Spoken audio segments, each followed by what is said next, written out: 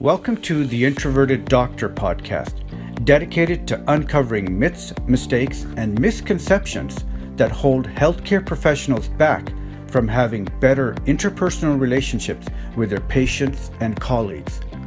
In each episode, we focus on different aspects of a doctor's and other allied healthcare professionals' life, such as communication techniques, mindset, routines, habits, and behaviors, with the goal to show how to eliminate anxiety, trip-ups, and unwelcomed results that comes from ineffective communications. I'll reveal research routines and we'll have some amazing guests in future podcasts that will help shine light on a particular topic. At the end of this podcast, I'll summarize the key tips so that you can apply or reapply them right away to start living your best life at work, home, and play. To subscribe to this podcast, please click on the link below or download it on your favorite podcast app, such as Apple Podcast or Spotify. I'm your host, Dr. Lalit Chawla. Take a listen and join me. Hi, I hope you are doing well. I'm Dr. Lalit Chawla, and today's topic is a really important topic, and it'll help you in every area of your life. And today's topic is all about growth friends. In the world of medicine, we interact with all kinds of people, from patients, colleagues, and people we may meet in the hospital or clinics. And in spite of all the people we interact with, we can still feel quite lonely and isolated. It doesn't matter if you're a receptionist, physician, a nurse, or an administrator. You can be with many people, but still feel friendless. For introverts, that can be a hard thing to deal with because there's a misconception that introverted people don't like to be with other people, but that's not true. Introverts genuinely like people, and often very much so, but they also need quiet time to recharge themselves. Also, there is a wide spectrum in terms of how much time they need to recharge themselves. Some may need a lot of time to recharge, while others may need much less. Plus, the other misconception is that introverts can only recharge themselves by being alone in a quiet room, and that's not true. The way they can recharge themselves can vary with the variety of different activities and methods. And the most importantly thing that this episode is all about is that they can recharge themselves with other people and certain kinds of people. And that's what we're going to talk about in this podcast. How to recharge yourself properly by aligning yourself with the right people, specifically what I call growth friends. So I'll share with you what I mean and how I use this concept in my life.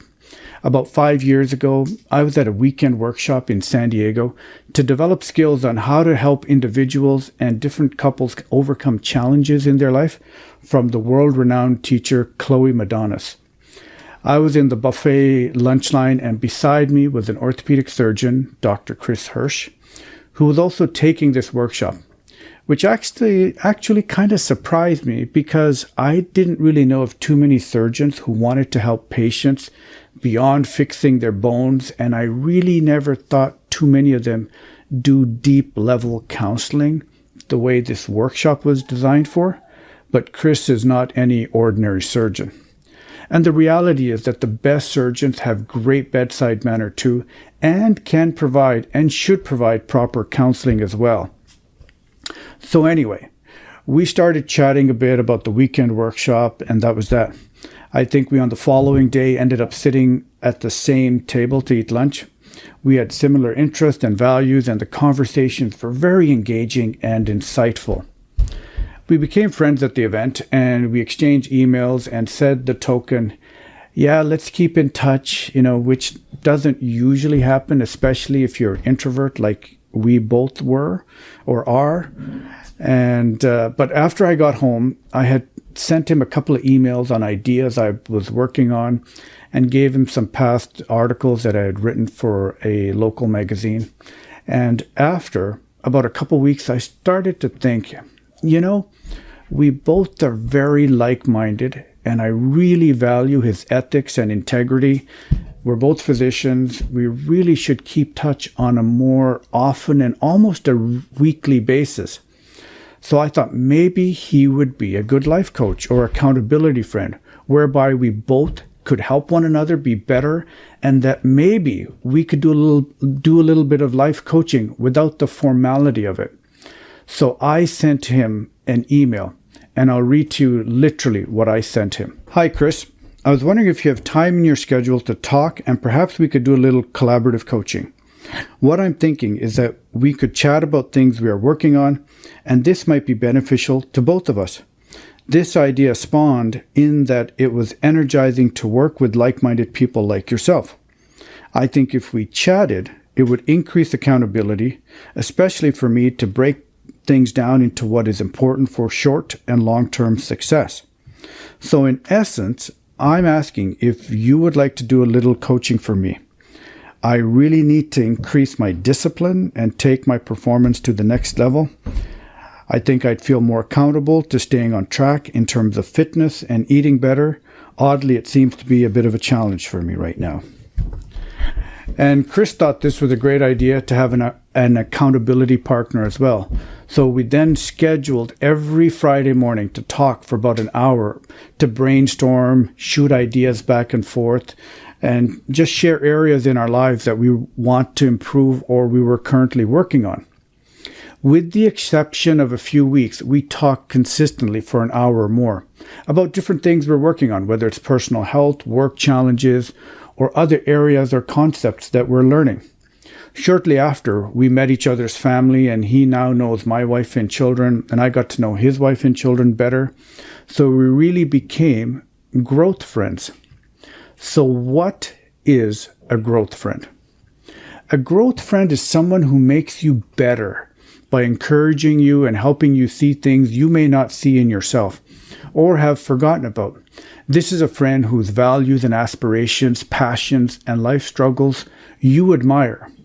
Now, you may already know this person well, or someone you might want to know better.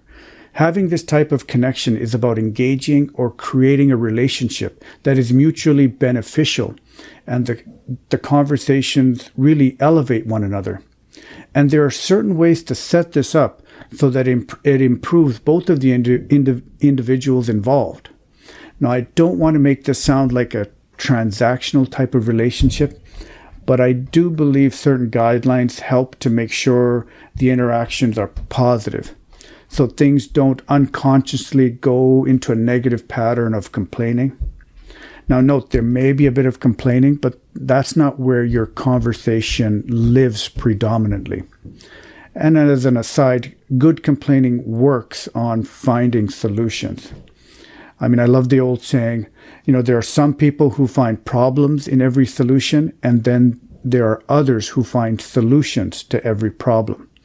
Which one are you? So I'll explain what I'm talking about, and I also want to address the question, why have a growth friend or an accountability partner or a life coach anyway? Well, the reality is that even the most successful people in the world, no matter what field they're in, whether they're an athlete, management, or counselor, physician, nurse, teacher, great parent, they need encouragement. They need different perspectives and someone to charge them up when they're down or have self-doubt. And believe me, everyone experiences those emotions. I've experienced them personally and have counseled many highly successful individuals who on the outside look like they have their act together, but are struggling with something in their lives, whether it's their health, relationships, or performance at work. No one is immune to feeling let down, tired, incompetent, etc. You pick the emotion. Struggle is a universal human experience. How we overcome that is something we can all navigate better, and we can do this when we align ourselves with the right people and thinking. So growth friends help us maneuver tough times, and it's incredibly useful and necessary if you're in the field of medicine. Now, if you think about it, since we've been kids, we've had teachers or mentors who have helped us. But for some reason, as we have a career and start working, most of us never have another teacher or mentor in our lives again. We stop getting help or knowledge from others who have walked in our same shoes before or know how to be better in certain areas of our life. We never stop learning, but how we learn certainly can make an important difference in our long-term health and achievements. So having a support structure, growth friend, or life coach whereby you connect with someone and can empathize with is incredibly powerful. Also, growth friends usually means a deep, meaningful relationship. And when you create deep, meaningful relationships, you become a person that makes other people better too. It just adds to everything important in your life. And another subtle point of having a growth friend in your line of work, whatever it is, whether you're a doctor or nurse, is that they know the intricacies of what you deal with on a day-to-day basis. And that gives them the ability to empathize with you better. Empathy is really the ability to step into another person's shoes, literally, so they can relate to the details of your challenges better than anybody else. They know exactly, or almost exactly, the experiences you're having because they too have been in it, or they've witnessed it, or been very close to something very similar. Having a growth friend also helps curb loneliness and create a support system in place so that you can not only be energized, but also they are also there for you when things are going rough or you're going through some real personal challenges. They can give you a different perspective and insight that you may have missed. I can't say this enough, in that growth friends see things in you and your abilities, and they remind you of your strengths and to use them. It's hard to know what our strengths are sometimes, or we just forget what they are. And without having someone else being there to hold up a mirror for us, to show us who we truly are, we can easily forget that. The special thing about growth friends is that they continually remind you in a caring way what's important in life: your health, your relationships, managing your finances, and making wise choices. They remind you of principles such as honesty, integrity, cooperation are important in creating a life of purpose, no matter what you're doing and with whom you're with. It's so easy to get sidetracked with obligations that may not fit into your key priorities, such as health, relationships, our families, or work goals. Growth friends help us stay on track and get onto a more important track if we're not in the right track presently. In my life, I have two friends who elevate my ability to do more, whereby we learn from one another. Chris, who I talked about, who's in the field of medicine, and my other friend, Anthony Cheem, who has a wonderful podcast called Power, Purpose, Passion, and he is an amazing life coach. That's what he does as his career. Now, both of them really helped me become more focused in all that I do. They also kept me accountable, and they were one of the several people who encouraged me to do this podcast. So, as I've said in a previous podcast, I think it was episode 3, the people we hang around with affects who we become and how we show up in the world. You can't be with people who agree with you all the time. You need to be with people who stretch you and have a growth mindset. As my friend Anthony will say, if you hang around 9 broken people all the time, you'll become the 10th broken one. And if you hang around 9 people who want to enhance themselves and the world around them, then you will become the 10th person to do the same. We are who we associate with. But there are some important guidelines and tips to help you in your path to choosing a growth friend and growing the relationship. The first point is, now your life partner can be a growth friend, but it's useful to have someone you're not in constant contact with. Having an external source creates some objectivity, and they can see things from a different perspective that your life partner might have overlooked or forgotten because they see you all the time. I'm not saying you shouldn't have them at all as a growth friend or not spend time with them. In fact, you should. But many times it's useful to have someone else who you can bounce ideas off and who has a different life experience and therefore a different perspective. Change and growth happens when we have conversations that challenges our way of looking at the world. Here's a question. How do you find a growth friend?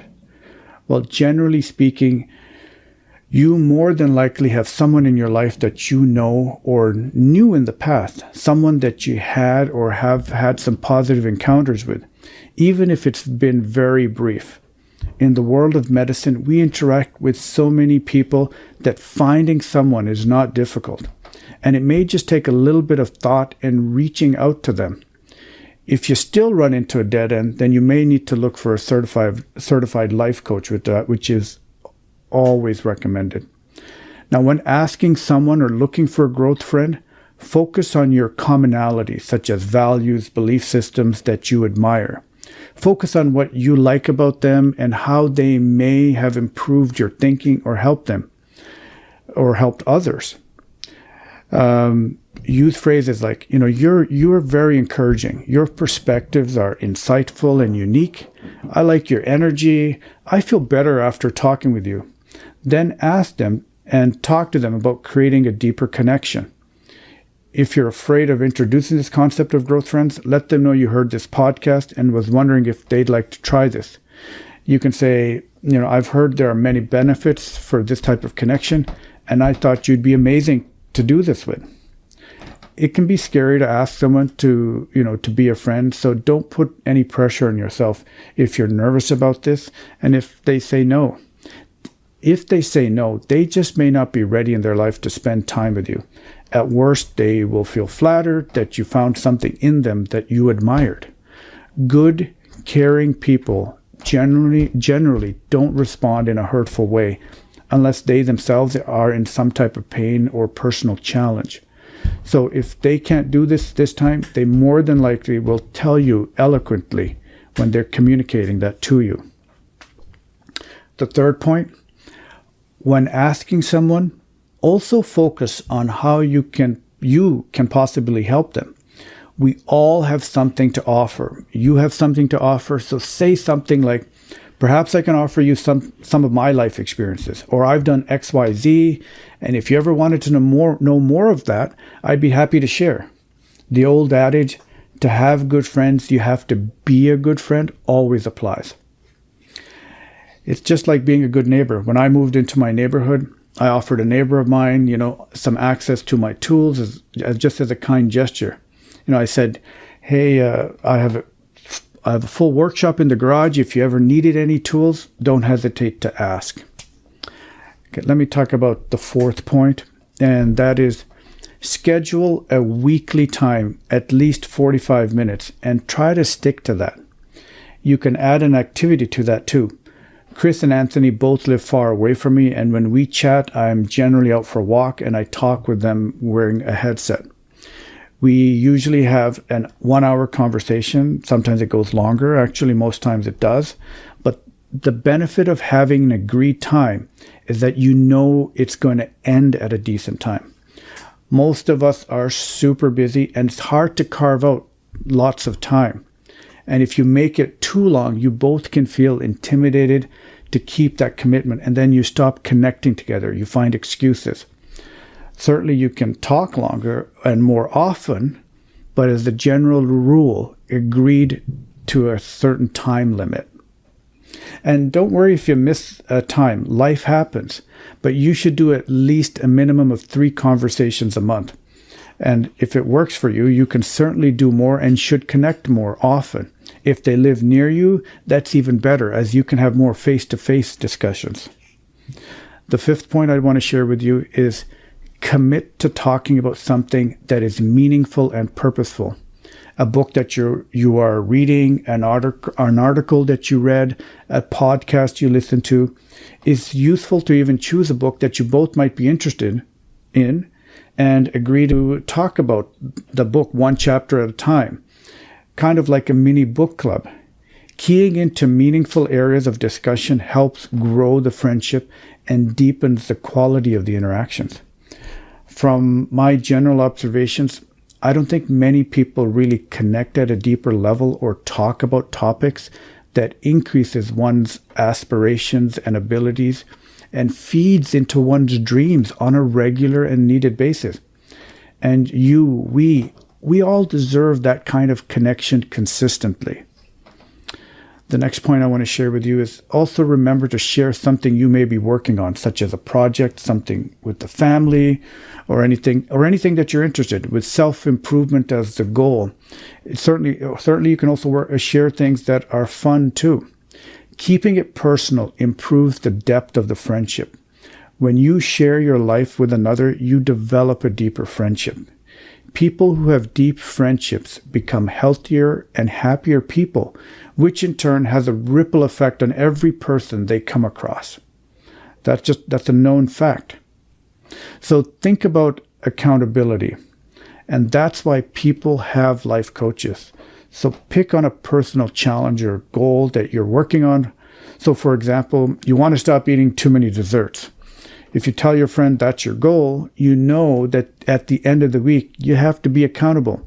And if he or she says, how's not eating too much desserts going, Lalit? I mean, you have to answer that question. And if you didn't keep to your goal, you both can discuss what went sideways, what was the triggers that led you to that, and then you can dive in deeper on how to change that behavior. And this leads me to my next point. Really, both of you naturally and inherently should agree to be free of critical judgment and be supportive in a kind way.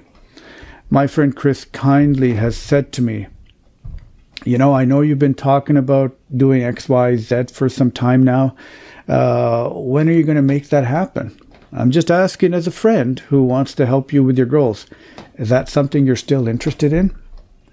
Now, this is not always the easiest thing to hear, but if we really want to grow and improve, we need some accountability. And really, the only people that care for you will step up that way.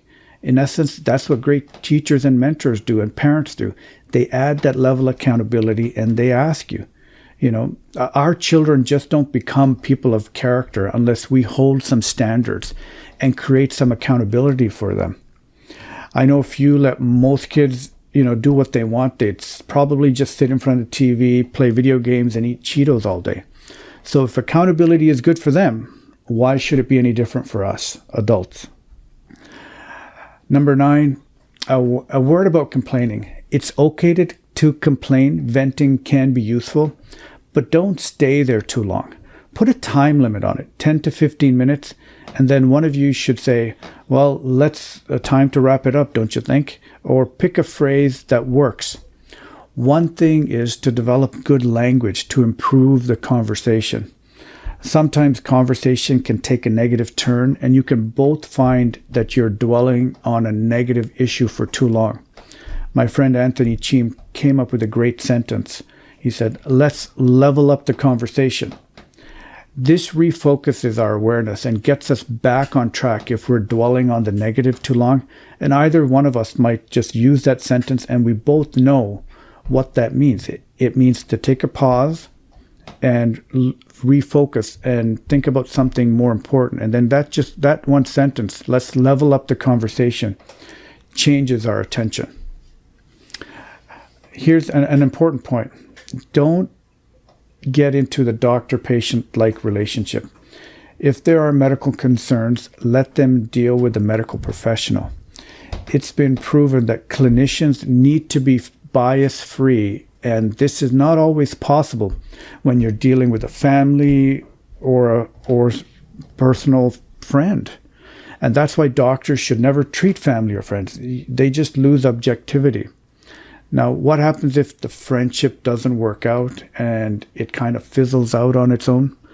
Well, that's okay. That may happen. Trust develops with time. As in all relationships, trust will grow, and you both will know if that growth friendship is going to last in a more meaningful way. So be patient with the process. You may also need to revisit the timing or try connecting with a different friend, because sometimes life just happens and deep friendships don't always happen. But by creating the aspiration to nurture areas within you and in your life is important, and we should be working to obtain that. You, me, we all deserve deep friendships that can elevate our lives. And you don't need many growth friends. I remember when I was younger, my dad, he would say to me, if you can count on the number of good friends on one hand by the end of your life, you're really a lucky person. And there's maybe some wisdom to that statement. As I get older, I think about that. Now, the final point, as you are ending the time limit, end on a positive note and ask them what they plan to do today and the upcoming week. And then clarify when you will reconnect in the following week. And that's it. So those are really the key points of this podcast that I wanted to share with you, and in basically finding, creating, and nurturing meaningful friendships. So think about who can be your growth friend.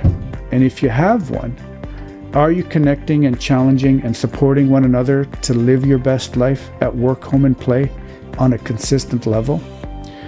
We can't always choose our family members, but we can certainly choose our growth friends. Take a leap and find those meaningful friendships. There are a lot of kind people that want to connect with other kind people, and there are a lot of value-driven, talented, passionate people that want to help others in return as well. And they may also require help as well to becoming better. We are really all works in progress. So let's all work together in creating better friendships. Thank you so much for listening, and I hope this episode was helpful. Let's together make a greater, more effective community and inspire people to live with greater harmony, joy, and magic in their lives.